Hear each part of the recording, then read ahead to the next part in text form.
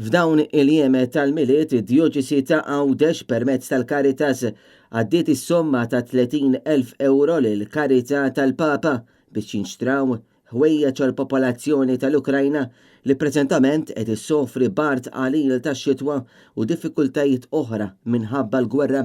Dawn il-flus inġabru mill-parroċċi u l-knejjes Awċin tul din is-sena.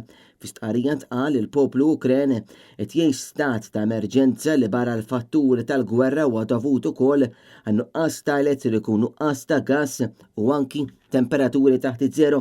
Il-Kurja ta' Għawdex fil-fatt tibgħat ħwejjeġ adattati sabiex iżommu t-temperatura tal-ġisem sħuna, ħwejjeġ li huma verament bżonn għall-Ukreni f'dan il-perjodu.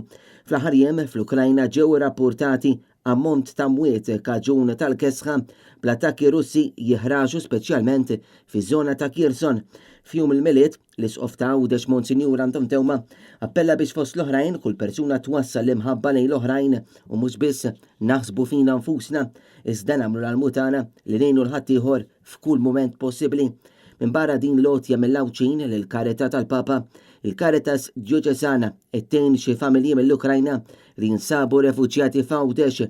Pajjiżna ilu mill-bidu tal-konflitt fi frar li għadda jilqa' persuni illi ħarbu mill-Ukrajna propju minħabba din il-gwerra qalila.